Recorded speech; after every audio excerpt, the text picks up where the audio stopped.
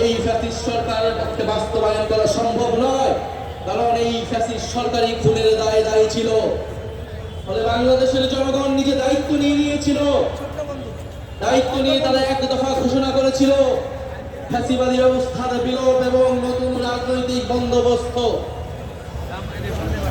আমরা দায়িত্ব এবং দলের রাজনীতির ঘোষণা দিয়েছিলাম, আমরা সাম্য, মানবিক মর্যাদা এবং সামাজিক সুবিচারের ঘোষণা দিয়েছিলাম। আমরা বলেছিলাম আমরা এমন একটা রাজনৈতিক বন্দোবস্ত প্রতিষ্ঠা করব যেখানে স্বৈরতন্ত্র আর কখনোই ফিরে আসতে পারবে না, যেখানে ফ্যাসিবাদ আর কখনোই ফিরে আসতে পারবে না। আমরা জুলাই পদযাত্রায় দেশের বিভিন্ন জায়গায় বলেছি ফ্যাসিবাদী সরকারের পতন হয়েছে, বন্দোবস্তের বিলোপ আমরা ঘটাতে পারিনি। আজকে 1 বছর পরে এসে আমরা আমাদের সেই সীমাবদ্ধতার কথা, আমাদের ব্যর্থতার কথাও আপনাদেরকে বলতে এসেছি। আমরা পারিনি সেই পুরনো সংবিধানকে বাতিল করে একটি নতুন সংবিধান তৈরি করতে।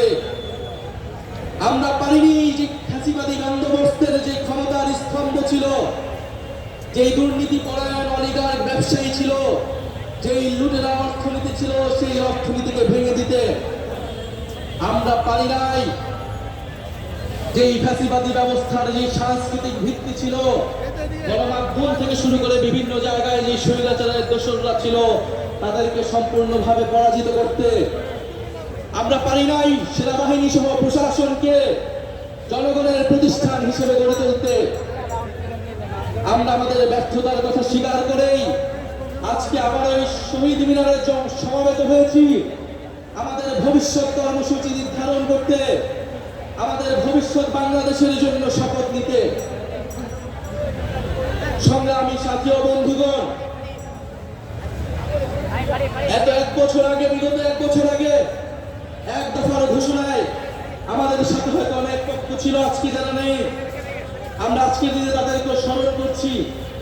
জুলাই গণঅভ্যুত্থানে অংশগ্রহণ করা ফ্যাসিবাদ বিরোধী সকল রাজনৈতিক দল, সকল ছাত্র সংগঠন, আমাদের শিক্ষা প্রতিষ্ঠান, স্কুল, কলেজ, মাদ্রাসা, প্রাইভেট, বিশ্ববিদ্যালয়, আমাদের নারীরা, আমাদের প্রবাসী ভাই ও বোনেরা, আমাদের সর্বোপরি শহীদ হয়েছে যে সকল ভাই ও বোনেরা, তাদের পরিবারের সদস্যবৃন্দ এবং আহত যোদ্ধারা এবং বাংলাদেশের প্রতিটি প্রান্তে যারা জুলাই গণঅভ্যুত্থানে অংশগ্রহণ করছেন, তাদেরকে স্মরণ করে আমি আমার বক্তব্য শুরু করছি আনুষ্ঠানিকভাবে। এ বক্তব্য একটু দীর্ঘ হবে, আপনারা মনোযোগের সহিত শুনবেন। আমরা ভবিষ্যতে কি রাজনীতি করব, আমরা কেমন বাংলাদেশ তৈরি করতে চাই, তার রূপকল্প আছে আজকের এই বক্তব্যে। বিসমিল্লাহির রহমানির রহিম। প্রিয় বাংলাদেশ, আজ থেকে ঠিক 1 বছর আগে এই শহীদ মিনারে দাঁড়িয়ে আমরা ফ্যাসিবাদী শাসন ব্যবস্থার পতনের ডাক দিয়েছিলাম। ছাত্র শ্রমিক জনতার বিপুল আত্মত্যাগের বিনিময়ে আমরা ফ্যাসিবাদী শাসনকে পরাজিত করে এক অবিস্মরণীয় বিজয় অর্জন করেছিলাম।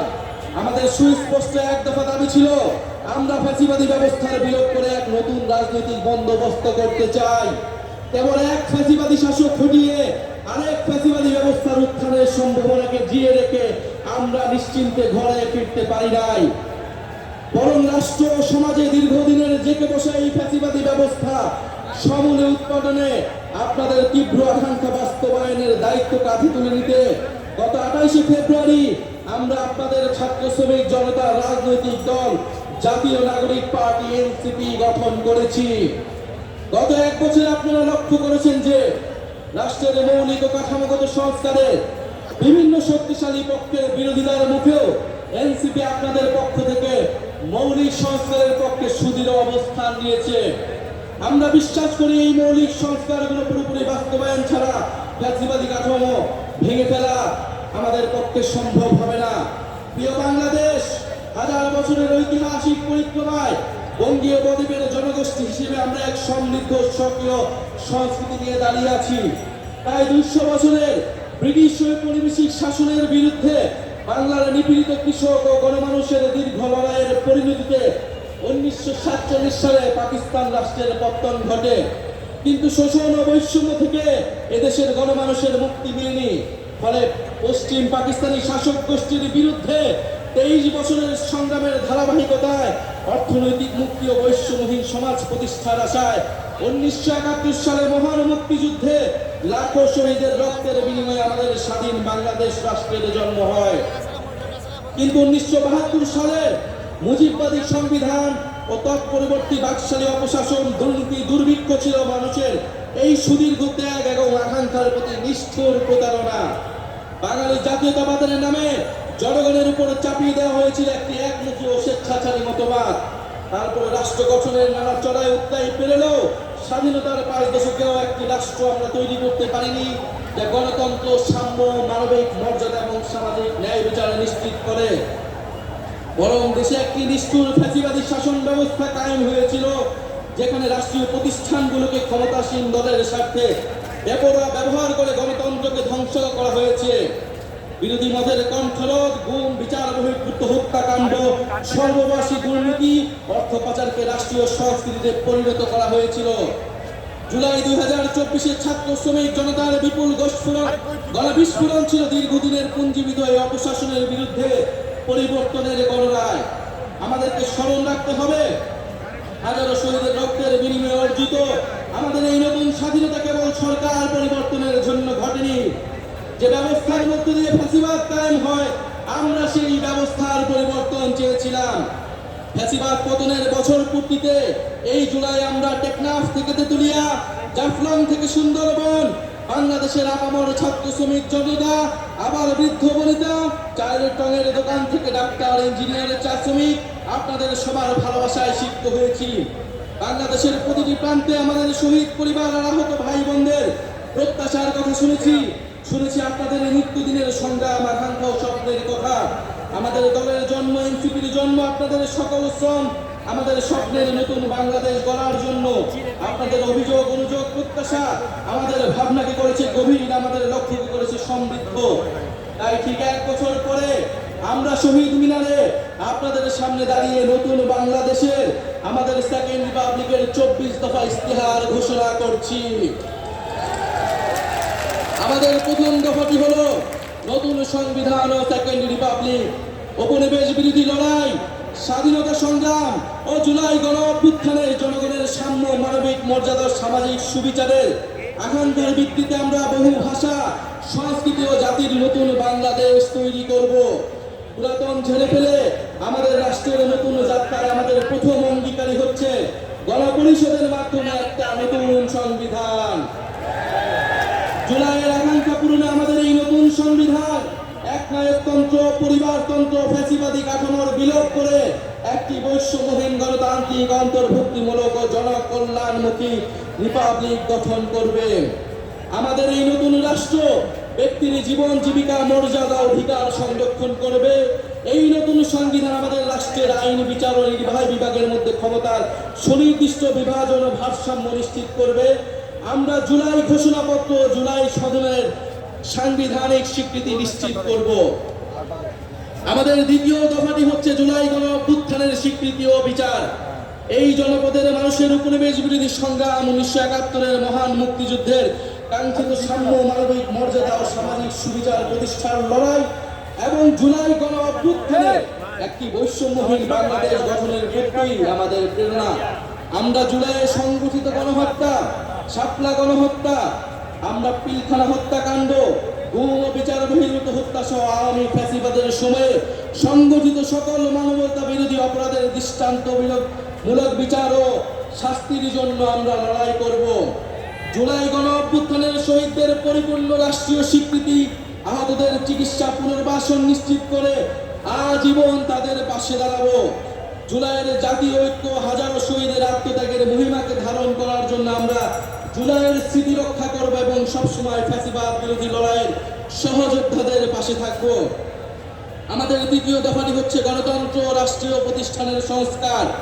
আমরা এমন একটা ইনসাফের রাষ্ট্র গড়ে তুলতে চাই যেখানে রাষ্ট্রীয় প্রতিষ্ঠানগুলো হবে জাতি, ধর্ম, বর্ণ নির্বিশেষে নিরপেক্ষ, নৈর্ভিত্তিক, মানবিক ও গণমুখী।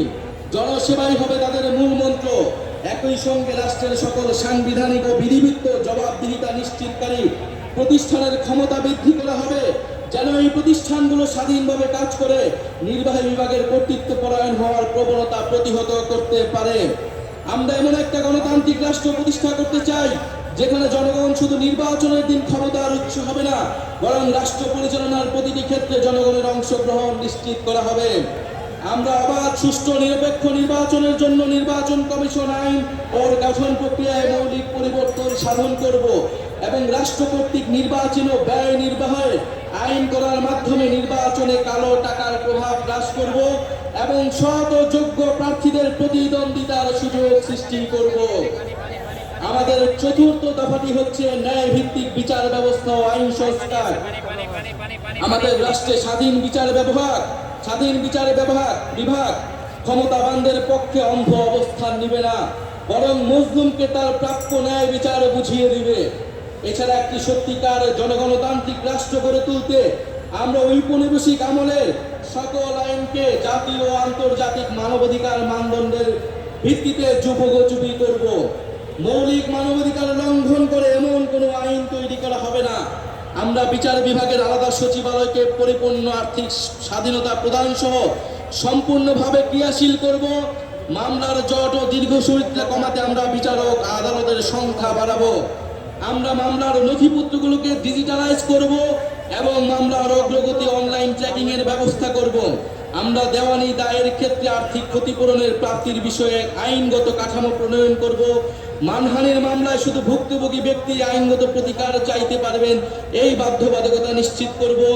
আমরা গরিবদের জন্য বিনামূল্যে আইনগত সহায়তার ব্যাপ্তি বৃদ্ধি করব। কিশোর সংশোধনী ব্যবস্থার মানবিকরণ ও সমাজের পুনর্বাসনের সুব্যবস্থা করব। ইনশাআল্লাহ আমাদের নতুন বাংলাদেশে ন্যায় বিচার নিশ্চিত করা হবে। আমাদের পঞ্চম দাবিটি হচ্ছে সেবামুখী প্রশাসন ও দুর্নীতি দমন। বাংলাদেশে আমলাতন্ত্রকে দলীয়করণের মাধ্যমে শোষণের হাতিয়ার হিসেবে ব্যবহার করা হয়েছে। আমরা প্রশাসনের সকল প্রকার রাজনৈতিক হস্তক্ষেপ বন্ধ করব। আমলাতন্ত্রকে সুদক্ষ ও সেবামূলক প্রতিষ্ঠান হিসেবে গড়ে তুলতে আমরা উন্নত প্রশিক্ষণের ব্যবস্থা করব। বিভিন্ন খাতের যোগ্য বিশেষজ্ঞদের সরকারে অধিকতর অংশগ্রহণ নিশ্চিত করব। নিয়োগ, বদলি, পদায়ন ও প্রমোশনের ক্ষেত্রে মেধা এবং যোগ্যতাই হবে একমাত্র মানদণ্ড। সরকারি কর্ম কমিশনের সকল প্রশাসনের নিয়োগের ক্ষেত্রে সততা, নিরপেক্ষতা বজায় রাখতে যথাযথ নিয়োগ কাঠামো তৈরি করব। আমরা ডিজিটাল গভর্নেন্স চালুর প্রতি বিশেষ গুরুত্ব দিব। আমরা রাষ্ট্রীয় সম্পদ চুরি, দুর্নীতি, স্বজনপ্রীতি, দলীয়করণের বিচারহীনতা এবং বিচারের দীর্ঘসূত্রিতা পরিহার করে দুর্নীতির দ্রুত বিচার শাস্তির বিধান করব। সরকারের যে কোনো দাপ্তরিক দুর্নীতি প্রকাশ করলে সংশ্লিষ্ট ব্যক্তিকে বিশেষ আইনি সুরক্ষা দিতে হুইসেল ব্লোয়ার প্রোটেকশন আইন প্রণয়ন করব। সমাজে শিক্ষায় সমাজের দুর্নীতি বিরোধী মূল্যবোধ এবং সচেতনতা তৈরি করব। আমাদের ষষ্ঠ দাবিটি হচ্ছে জনবান্ধব আইন শৃঙ্খলা রক্ষাকারী বাহিনী। আমরা এমন এক বাংলাদেশ গড়তে চাই যেখানে আইন শৃঙ্খলা রক্ষাকারী বাহিনী পুলিশ আর সাধারণ মানুষকে ভয় দেখিয়ে ওয়ারেন্ট ছাড়া তুলে নিয়ে যেতে পারবে না। আমরা ঔপনিবেশিক আমলের 1861 ও 1898 সালের পুলিশ আইন যুগোপযোগী করব। আমরা গড়ে তুলব এমন কাঠামো যেখানে পুলিশ হবে মানবাধিকারের রক্ষক, নাগরিকের সেবক। আমরা পুলিশ ও আইন শৃঙ্খলা বাহিনীর রাজনৈতিক অপব্যবহার বন্ধে ও তাদের বদলি পদায়নে স্বচ্ছ ব্যবস্থা চালু করতে একটি স্থায়ী পুলিশ কমিশন গঠন করব। যে কোনো গ্রেফতারের ক্ষেত্রে ওয়ারেন্ট বা সুস্পষ্ট কারণ উল্লেখ করতে হবে। গ্রেফতারকারীর উপর পুলিশের পদবি ও পরিচয় স্পষ্টভাবে জানানো হবে। আমরা চালু করব কমিউনিটি ভিত্তিক পুলিশিং এবং মানবাধিকার কেন্দ্রিক প্রশিক্ষণ। সহিংস অপরাধের প্রতি আমাদের থাকবে জিরো টলারেন্স। আমরা র্যাব বিলুপ্ত করব এবং আমরা গোয়েন্দা সংস্থাকে রাজনৈতিক স্বার্থে ও মানবাধিকার লঙ্ঘনে ব্যবহার বন্ধ করে সুস্পষ্ট আইনি কাঠামো তৈরি করব। আমাদের সপ্তম দাবিটি হচ্ছে গ্রাম পার্লামেন্ট ও স্থানীয় প্রশাসন, স্থানীয় সরকার। মানুষ গ্রাম ছেড়ে শহরে চলে এসেছে, এতে শহরগুলোর উপর চাপ বাড়ছে এবং গ্রামীণ অর্থনীতি দুর্বল হচ্ছে। আমরা গ্রামের স্বকীয়তা অক্ষুণ্ণ রেখে শহরের সুবিধা গ্রামে পৌঁছে দিতে চাই। আমরা গ্রামে উৎপাদন ও বিনিয়োগের সুযোগ বাড়িয়ে স্বনির্ভর গ্রাম তৈরি করব। আমরা স্থানীয় পর্যায়ে শাসন ব্যবস্থায় জনগণের অংশগ্রহণ নিশ্চিতে গ্রাম পার্লামেন্ট গঠন করব এবং এই পার্লামেন্টের হাতে স্থানীয় সমস্যা সমাধান ও উন্নয়ন তদারকির দায়িত্ব অর্পণ করব। আমরা স্থানীয় সরকার কাঠামোকে শক্তিশালী করার মাধ্যমে ক্ষমতার বিকেন্দ্রীকরণ নিশ্চিত করব এবং স্থানীয় সরকারকে স্থানীয় উন্নয়নের কেন্দ্রবিন্দুতে পরিণত করব। আমরা সংসদ সদস্যের ক্ষমতার অপব্যবহার বন্ধ করে স্থানীয় নির্বাচিত জনপ্রতিনিধিকে ক্ষমতায়িত করব। একই সাথে সামাজিক জবাবদিহিতা ও দায়বদ্ধতা নিশ্চিতকারী কাঠামোগুলোকে যেন দায়িত্ব পালন করতে পারে সেটা নিশ্চিত করব। আমরা একটি স্বাধীন স্থানীয় সরকার কমিশন গঠন করব, যে স্থানীয় সরকারের বিভিন্ন প্রতিষ্ঠান যেন ভূমিকা পালন করে তা নিশ্চিত করবে। আমাদের অষ্টম দফাটি হচ্ছে স্বাধীন গণমাধ্যম ও শক্তিশালী নাগরিক সমাজ। আমরা সংবাদ মাধ্যমের শতভাগ স্বাধীনতায় বিশ্বাস করি এবং যথাযথ আইনি ও নীতি কাঠামোর মাধ্যমে সেটি নিশ্চিত করব। আমরা প্রেস কাউন্সিলকে যুগোপযোগী এবং কার্যকর করব। এছাড়া নির্দিষ্ট কোনো ব্যক্তি, গোষ্ঠী বা কর্পোরেশনের কাছে যাতে বহু গণমাধ্যমের প্রতিষ্ঠাতার মালিকানা কুক্ষিগত না হয়, রাজনৈতিক দলের স্বার্থের হাতিয়ার না হয়, সেটা নিশ্চিত করব। আমরা নিশ্চিত করব গণমাধ্যম যেন জনগণের কাছে দায়বদ্ধ থাকে। আমরা গণতান্ত্রিক জবাবদিহিতা শক্তিশালী করার প্রয়াসে নাগরিক সমাজের সক্রিয়তা ও স্বাধীন মত প্রকাশের সুযোগে অবারিত করতে নাগরিক সমাজের অংশীজনের সমন্বয়ে একটি শক্তিশালী নীতি কাঠামো তৈরি করব। আমরা গণমাধ্যমে মিস ইনফরমেশন, গুজব ও বিভ্রান্তিকর সংবাদের বিরুদ্ধে জনগণের সুরক্ষা নিশ্চিত করব। আমাদের নবম দাবিটি হচ্ছে সার্বজনীন স্বাস্থ্য। আমরা এমন একটি স্বাস্থ্যসেবা ব্যবস্থা গড়ে তুলব যেখানে অর্থের অভাবে কেউ চিকিৎসা থেকে বঞ্চিত হবে না। এমন জরুরি চিকিৎসা ব্যবস্থা গড়ে তুলব যাতে হাসপাতালে পৌঁছানোর আগে অ্যাম্বুলেন্সে জীবন রক্ষাকারী চিকিৎসা শুরু করা যায়। আমরা ইলেকট্রনিক হেলথ রেকর্ড সিস্টেম চালু করব, ফলে নাগরিকের হেলথ আইডি থাকবে, সেখানে সকল তথ্য ডিজিটালি সংরক্ষণ থাকবে। আমরা প্রাথমিক স্বাস্থ্যসেবা শক্তিশালী করব। আমরা জাতীয় ইউএচআর এর সঙ্গে সমন্বিত করব যাতে রোগী এক হাসপাতাল থেকে আরেকটিতে সহজে চিকিৎসা চালিয়ে যেতে পারে। আমরা স্বাস্থ্যকর্মীদের ন্যায্য বেতন, ক্যারিয়ারে অগ্রগতির সুনির্দিষ্ট পদ্ধতি, নারী স্বাস্থ্যকর্মীদের জন্য কর্মক্ষেত্রে ডে কেয়ার সেন্টার সহ নারী বান্ধব পদক্ষেপ গ্রহণ করব। স্বাস্থ্যকর্মীদের ক্ষেত্রে কর্মক্ষেত্রে সহিংসতা অবসান ঘটাতে কার্যকর নীতি গ্রহণ করব। আমরা জনপদের মানুষের জন্য নতুন ও কার্যকরী চিকিৎসা আবিষ্কার করতে আমরা বিশ্বমানের একটি জাতীয় বায়োব্যাংক প্রতিষ্ঠা করব। আমাদের 10 নম্বর দাবিটি হচ্ছে জাতি গঠনে শিক্ষানীতি। আমরা শিক্ষা খাতে বরাদ্দ বাড়িয়ে ভবিষ্যতের উদ্ভাবন, শিল্পায়ন ও অর্থনীতির জন্য প্রস্তুত একটি দক্ষ জ্ঞানভিত্তিক সমাজ গড়ে তুলব। শিক্ষা পণ্য নয়, অধিকার। বিজ্ঞান, গণিত, প্রকৌশল ও চিকিৎসায় শক্ত ভিত তৈরিতে আমাদের থাকবে বিশেষ পরিকল্পনা। আমাদের ইতিহাস, ভাষা, সংস্কৃতি চর্চার মাধ্যমে শিক্ষা ব্যবস্থা নৈতিকতা ও গণতান্ত্রিক মূল্যবোধ সম্পন্ন সুনাগরিক তৈরি করবে। শিক্ষার ভিত্তি তৈরি করার জন্য প্রাথমিক, মাধ্যমিক ও কারিগরি শিক্ষাকে গুরুত্ব দেওয়া হবে এবং উচ্চশিক্ষার মূল্য লক্ষ্য হবে মানসম্পন্ন গবেষণার মাধ্যমে জ্ঞান সৃষ্টি করা। আমরা সংশ্লিষ্ট অংশীজনের সাথে আলোচনা করে বাংলা মাধ্যম, মাদ্রাসা ও ইংরেজি মাধ্যম সহ বিদ্যমান সকল ধরনের শিক্ষা মাধ্যম ও পদ্ধতিগুলোর মধ্যে যৌক্তিক সমন্বয় করব। কর্মমুখী বৃত্তিমূলক নার্সিং শিক্ষা ও দক্ষতা প্রশিক্ষণকে আন্তর্জাতিক মানের আধুনিক ও যুগোপযোগী করে গড়ে তুলব যাতে নাগরিকের জন্য কর্মসংস্থান তৈরি হয়। আমরা শিক্ষকের মর্যাদা প্রতিষ্ঠার অংশ হিসেবে বহির্বিশ্বের সাথে সঙ্গতি রেখে পৃথক বেতন কাঠামো বাস্তবায়ন ও রাষ্ট্রীয় নীতি ও পদক্ষেপ গ্রহণ করব। এমপিওভুক্ত শিক্ষা প্রতিষ্ঠানগুলোকে পর্যায়ক্রমে জাতীয়করণ করা হবে। শিক্ষা প্রতিষ্ঠানের ছাত্র, শিক্ষক, কর্মকর্তা, কর্মচারীদের রাজনীতি ও তার উপর জাতীয় রাজনীতির প্রভাব বিষয়ে সংশ্লিষ্টদের মতামতের ভিত্তিতে গ্রহণযোগ্য নীতিমালা প্রণয়ন করা হবে। আমাদের 11 নম্বর দফাটি হচ্ছে গবেষণা, উদ্ভাবন ও তথ্য প্রযুক্তি বিপ্লব। আমরা উন্নত বিশ্ব থেকে প্রযুক্তি স্থানান্তর, দেশে প্রযুক্তি জ্ঞান সম্পন্ন দক্ষ মানব সম্পদ তৈরিতে বিশেষ উদ্যোগ গ্রহণ করব।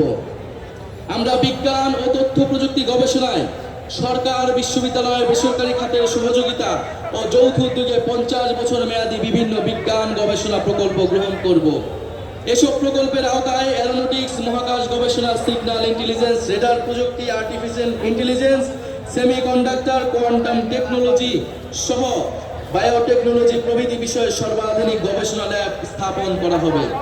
পাশাপাশি বিষয়ে বিশ্বের সেরা ল্যাবগুলো থেকে সহযোগিতা স্থাপন ও দেশি বিদেশি বিশেষজ্ঞদের প্রতিযোগিতামূলক বেতনে নিয়োগ করা হবে। কম্পিউটেশনাল গবেষণায় বিশেষ গুরুত্ব আরোপ করার জন্য একটা ন্যাশনাল কম্পিউটিং সার্ভার ও বিশ্ববিদ্যালয় ভিত্তিক কম্পিউটিং ক্লাস্টার তৈরি করব।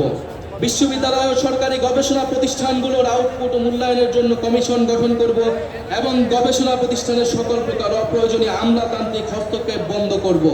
তথ্য ও সাইবার নিরাপত্তা নিশ্চিত করতে কমিশন গঠন করব। আমাদের 12তম দফাটি হচ্ছে ধর্ম, সম্প্রদায় ও জাতিসত্তার মর্যাদা। ঐতিহাসিকভাবে বাংলাদেশের সাম্প্রদায়িক সম্প্রীতির এক উজ্জ্বল দৃষ্টান্ত হওয়া সত্ত্বেও মানুষের ধর্মীয় পরিচয় ও আচরণকে রাজনৈতিক বিবেচনায় নির্যাতনের উপলক্ষ হিসেবে ব্যবহার করা হয়েছে। আমরা সকল ধর্ম, সম্প্রদায় ও জাতিগোষ্ঠীর ধর্মীয়, নৃতাত্ত্বিক ও সাংস্কৃতিক অধিকার প্রতিষ্ঠা করার মাধ্যমে একটা বহু ভাষা, বহু সংস্কৃতি, বহু জাতিভিত্তিক বাংলাদেশ গড়ব। আমরা ধর্মীয় মূল্যবোধ এবং ঐতিহ্যের প্রতি শ্রদ্ধাশীল থাকব। ইসলাম বিদ্বেষ, সাম্প্রদায়িকতা এবং জাতি পরিচয়ের কারণে যে কোনো প্রকার বৈষম্যমূলক আচরণ, নির্যাতন ও নিপীড়নকে আমরা শক্ত হাতে প্রতিহত করব। আমরা এই ঘটনার মোকাবেলায় স্বাধীন তদন্তের এখতিয়ার সম্পন্ন মানবাধিকার কমিশনে একটি বিশেষ সেল গঠন করব। আমরা হিন্দু সম্প্রদায়ের বেদখলকৃত জমি উদ্ধারে কার্যকর ব্যবস্থা গ্রহণ করব। দলিত, হরিজন, তফসিলি সম্প্রদায়ের সমাজের পিছিয়ে পড়া অংশের বিকাশে আমরা কার্যকর পদক্ষেপ গ্রহণ করব। আমরা আজানের জন্য 2 মিনিট বিরতি নিচ্ছি।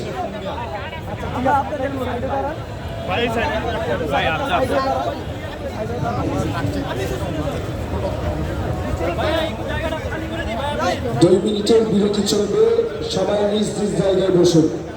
আমাদের পুরো ইশতেহার পাঠ আগামী পরে শুরু হবে।